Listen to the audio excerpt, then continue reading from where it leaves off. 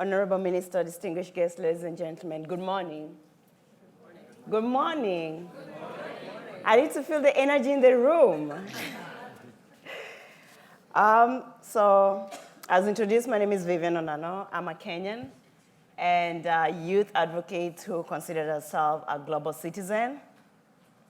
And I'm excited and honored to be in Malta for the second time. So I was here the first time in 2015 during the Commonwealth Head of State meeting. And I'm here today. Thank you so much to the Commonwealth Center for Connected Learning through Dr. Alex Gret for the opportunity to join you today. So when I came here yesterday for the conference, to be honest, I just came to listen and to learn. Apart from being a speaker, I was like, listen, this is a new topic, I'm very interested, and I'm just going to learn. I'm going to sit there and learn. And just from the minister and Alex's presentations, I've learned so much. And we have the buzzwords out there: facts, big data, trust, media, personal data, power structures, culture, the role of technology. And I think the minister asked a really important question: how open-minded and open-hearted are we to change in the light of new evidence and new facts? So a personal story, 2 years ago, I was in Tunisia. I had been invited to speak at a youth conference. I arrived and I was picked up from the airport by a young person, and we were driving to Sousse, which is an hour away from the airport. And I was just looking around and wondering, wow, this country is very peaceful and it's really beautiful. But before I went to Tunisia, and I chatted with some of my friends, and they're like, no, you can't go to Tunisia. It's not a peaceful place to go. There's a turmoil, there's political unrest. I mean, everything to discourage me from pursuing the trip. But I was like, listen, these are young people. If they exist there, I can exist there too, so I'm going to go. So I asked the young person who was driving me from the airport, I was like, listen, what I know about Tunisia and what I'm seeing right now is totally different. Us driving through all these different communities and just seeing people happy, and the place is really beautiful and whatnot. And he told me, that is fake news by the media. And I was like, wow, so what are you doing about it? Because for me, as young people of Tunisia, you're on the receiving end of the implications of the fake news. It hinders economic opportunities for you, stigmatization from the outside population, and those young people are the receiving end. So I told him, as a young person, you have a role to play in counteracting the fake news about Tunisia and everything that's out there, because at the end of the day, you're the one who is directly impacted. So when I was invited here to come and speak at this forum, and the theme of this year's forum on post-truth society, the first thing that came to my mind was fake news. And we all know how this has eroded the political spaces and processes in our countries. And the most targeted demographic are the young people. Yet we are also the most important actors in our political processes.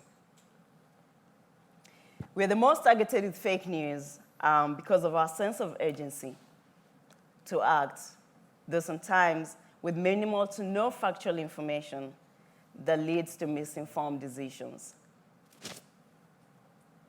For us to tackle the issue of truth and why it matters, it's paramount to have all the stakeholders at the table: the civil society, the political leaders, corporate leaders, education institutions, the young people, civil society, all have to be at the table.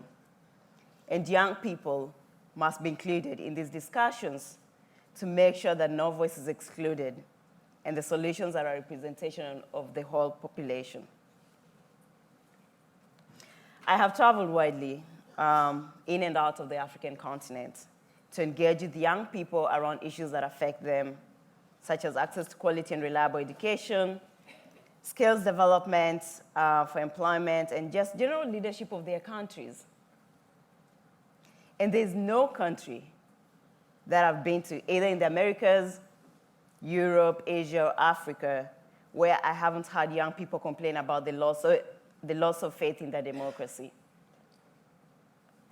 The level of trust in public governance and political systems keep deteriorating, yet you keep saying that young people are the leaders of tomorrow. I have friends through my travels, and every time their country, they have election, they tell me that they don't vote because they don't trust the leaders. They don't trust the systems to be transparent. There are no accountability measures for their leaders. So what kind of future are we creating for ourselves and for the generation to come after us? And for young people, sometimes also, they can't trust the system because it doesn't look like them when majority of the leaders are from a different generation from theirs. It's impossible to believe in a system that you already feel secluded from and there's no much interaction with. Let's take the situation in Africa, where 60% of the population is below the age of 30 years. The continent has never been this young in the history of civilization. We have a median age of 19 years. Yet, the average age of our politicians is 60 years. That is a 41-year age gap. And apart from that age gap, the underrepresentation and exclusion and low levels of interaction between the two demographics lead to mistrust. And that's why, right now, there's a cry for a new crop of leaders who are much younger, people-centered, and are ready to address the issues affecting young people. Youth participation in political spaces today is vital more than ever before. They are the ones on the receiving end and have to be engaged. It is my right to engage in a civic space. It is important to make sure our young people are well educated, exposed, and given access to opportunities. Because to be honest, how do you expect somebody who's uneducated or educated, but with no form of employment, feels neglected by the systems in the countries that they come from, to care about the concept of truth or trust? At the end of the day, people want to survive. People want to live. People just want a basic live. And the only way for young people to care about truth is if their future is secured. People want to know that they're part and parcel of the processes and systems in the countries that they feel they come from. And the only way you can make people feel that way is to listen to their voices, is to address their needs, their immediate needs, is to make them feel like human beings. We need to make investment in quality, global citizenship, education a reality for all children. We need to create opportunities to unleash the potential of young people. And we need to protect their fundamental human rights. We need to focus our attention on how to renew citizens' faith in democracy and public governance. This has to do with access to reliable information and data that supports arguments and ideas. And the minister touched on the importance of access to information. As a young person who is very much engaged in the political spaces for reforms around youth issues, I cannot reinforce enough the importance of access to quality, reliable, and safe education. And as I've always said in the past, education is the foundation to a successful society. Yet you're also losing trust in our education systems. With education, you're informed, you're aware, and you know your rights. You have the information and understand the role that you play in your society. But majority of our young people have little to no education. So they're kept in darkness. They don't know about their civic rights to vote. They don't know what kind of a leader to elect or who to represent them, and have no clue on the economic opportunities that are out there for them to explore and economically empower themselves. And this is where violent extremism groups take advantage of young people. We've seen it in northern Nigeria, we've seen it in Somalia, and we've seen it in other countries out of Africa. Today's education should focus on creating critical thinkers who can analyze issues and make informed decisions. Education should teach young people how interconnected our world is today and the importance of embracing diversity. We need to move away from the narrow thinking of my country, my people are the only ones that matter. And outside of that, everyone else is a stranger. This world has become such a global village, and we'll be missing out on the concept of global citizenship if we considered other people less important. Another important aspect is creating safe spaces for intergenerational dialogue between the leaders and the young people, as we continue opening up the political spaces and making sure that young people's voices are included. This year, I serve as a youth advisor to the Global Education Monitoring Report, UNESCO, that's focused on monitoring the implementation of Sustainable Development Goal 4 on education. And this year, we launched a report on education on the move focused on refugees and migrants. And we had a youth report. And I was very interested in learning from the refugees themselves. As much as this report was research intense, and I believe in the outcome of the report, I was really interested in interacting with the refugees themselves and understanding from their perspective, what kind of education are they looking for? What are the missing gaps between them and the host communities that they come from? So I decided to take a trip to northern Kenya, to the Kakuma refugee camp, which is one of the largest refugee camps in Africa. It took me literally 24 hours to drive from Nairobi to Kakuma. But I wanted to have a full experience, what these refugees actually go through. So I took a regular taxi bus, it's a bus, regular bus, got there, and I went to live in the camps with them.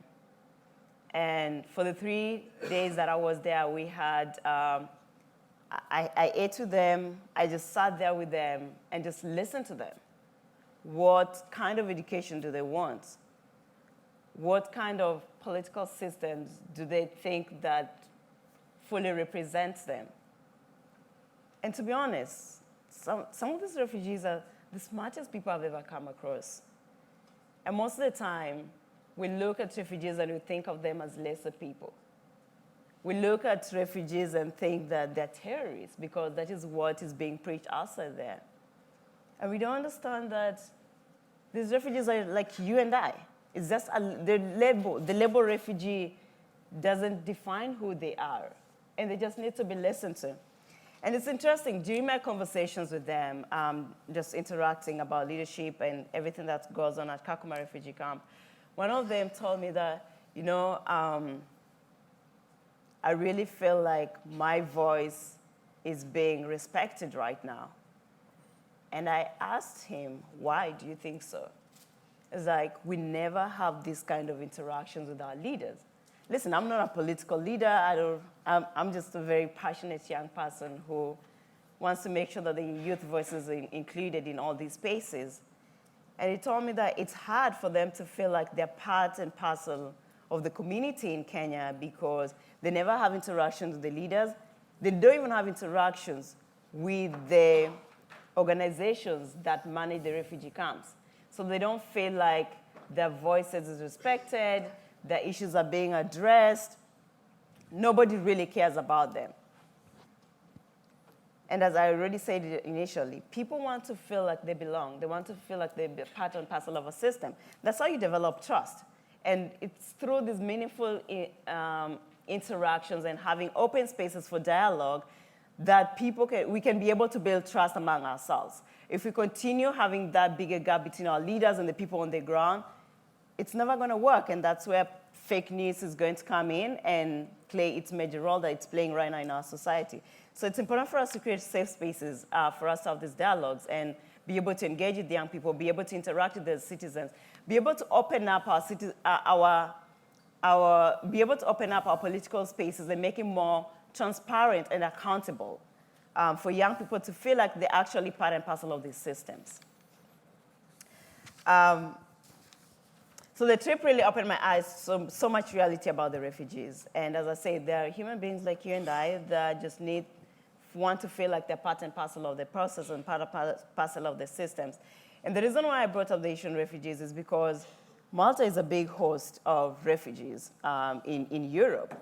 And you've made sure that refugees' issues are addressed, most of the social issues when it comes to access to education and access to quality healthcare, which are basic and fundamental for young people. So I thought it's important for us to raise the issue of refugees because there's a lot of misconceptions about refugees, who we think they are, their contributions to economic systems, or how they hinder opportunities in our countries and in our governments. So I think that's a totally other topic that needs to be addressed, but I thought it's important for us to start talking about that too, because majority of these refugees are young people.